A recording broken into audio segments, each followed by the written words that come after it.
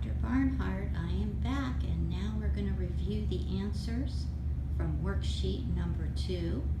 Yoda decided to hang around and help us out with this, fortunately. So let's go ahead and take a look. All right, question 1. What is the natural unemployment rate? Let me also stop and mention, not only are you going to be hearing about this before exam 1, this is going to follow you throughout the semester, so pay attention now. It's the lowest unemployment rate that can be sustained without causing inflation. We're also going to see that it is the unemployment rate that we are going to think of as full employment. We never ever are striving for an unemployment rate of 0. All right, question 2. What is the formula for the unemployment rate? As you can see from Yoda's work, the unemployment rate is equal to the number of unemployed divided by the labor force. Now, you also need to know how to calculate the labor force, and the way we calculate the labor force is the number of employed plus the number of unemployed. All right, good job. Question 3.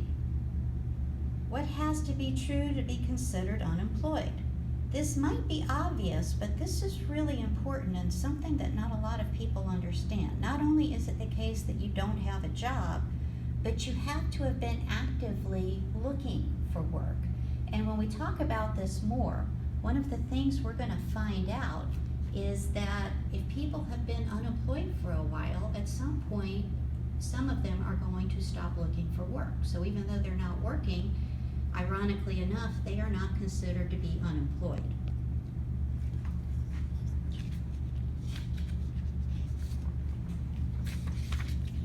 All right. Question 4. What are the 3 types of unemployment? And which 2 make up the natural rate of unemployment?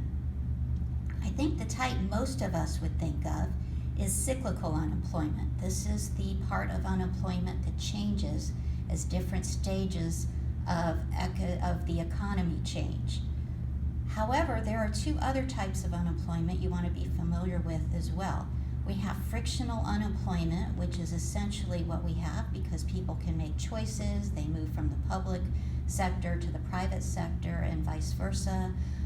You have yoga teachers that want to become, say, professors in economics and vice versa.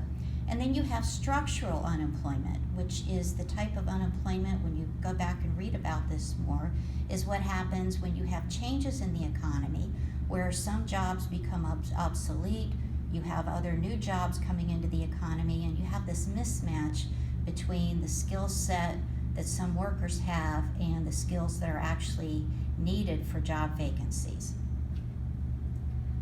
All right, and then question 5. What is a possible negative short-run impact of technological advances on jobs? What is the long-run impact on jobs and economic growth?